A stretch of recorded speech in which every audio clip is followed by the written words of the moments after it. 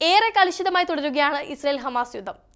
ഓരോ ദിവസം കഴിയും തോറും ഇരു രാജ്യങ്ങളും തമ്മിലുള്ള ശത്രുത ഇരട്ടിയാകുകയാണ്.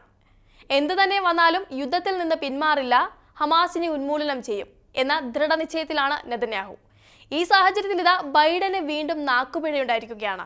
ബൈഡനും ഇസ്രയേലും തമ്മിൽ അഭേദ്യമായ ബന്ധമുണ്ടെന്ന് ലോകരാഷ്ട്രങ്ങൾക്കിടയിൽ തന്നെ ചർച്ചയാണ്. ഈ സാഹചര്യത്തിലാണ് റഫേൽ നമ്മുടെ സൈനിക നടപടി എന്ന ഒരു വാക്ക് ബൈഡൻ പറയുന്നത്.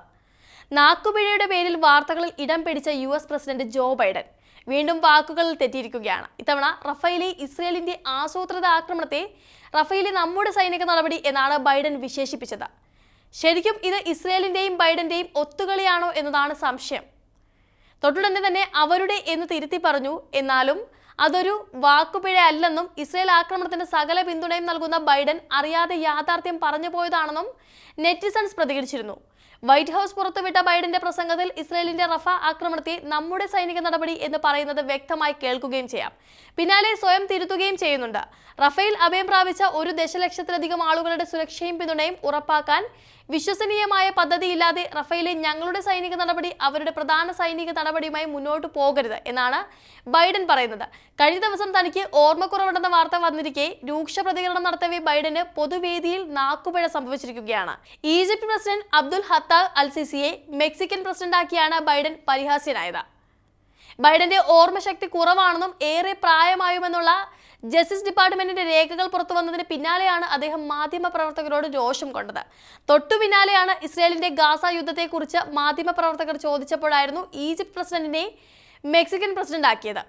അതേസമയം ഗാസയിലെ സാധാരണക്കാരുടെ കെടുതികളെക്കുറിച്ച് മാധ്യമങ്ങൾക്ക് മുന്നിൽ വലിയ വായിൽ പറയുന്ന ബൈഡനും US പ്രതിനിധികളും ആത്മാർത്ഥതയുണ്ടെങ്കിൽ യുദ്ധം നിർത്തിക്കൽ ഇടപെടണമെന്ന് വിമർശകർ ആവശ്യപ്പെടുന്നുണ്ട് ഒരു വഴിക്ക്.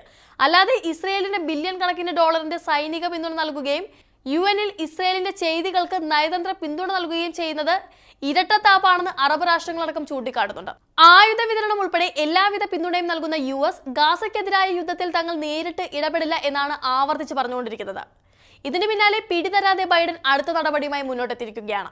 തെക്കൻ ഗാസയിലെ റാഫയിൽ ഇസ്രയേൽ നടത്തിയ ആക്രമണത്തിൽ ആശങ്ക പ്രകടിപ്പിച്ച് US പ്രസിഡന്റ് ജോ ബൈഡൻ പിന്നെയും രംഗത്തെത്തി. ഗാസയുടെ വിവിധ മേഖലകളിൽ നിന്ന് പലായനം ചെയ്ത ആളുകൾ റഫേൽ എത്തിയിട്ടുണ്ടെന്നും അവരെ സംരക്ഷിക്കേണ്ടതുണ്ടെന്നും ബൈഡൻ കഴിഞ്ഞ ദിവസം പറഞ്ഞിരുന്നു.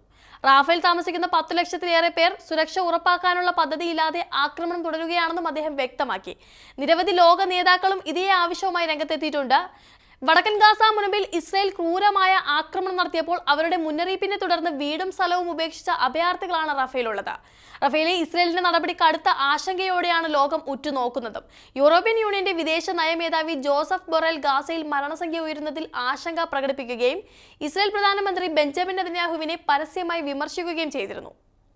അന്താരാഷ്ട്ര മാനുഷിക നിയമങ്ങൾ ലംഘിക്കപ്പെടുന്ന ഗാസ ആക്രമണത്തിൽ തങ്ങളുടെ വിമാനങ്ങൾ ഉപയോഗിച്ചേക്കുമെന്ന ആശങ്കയിൽ ഇസ്രയേലിന് F-35 യുദ്ധവിമാനത്തിന്റെ ഭാഗങ്ങൾ വിൽക്കുന്നതിൽ നിന്ന് അടുത്തിടെ നെതർലൻഡ്സ് സർക്കാരിനെ ഡച്ച് കോടതി തടഞ്ഞിരുന്നു.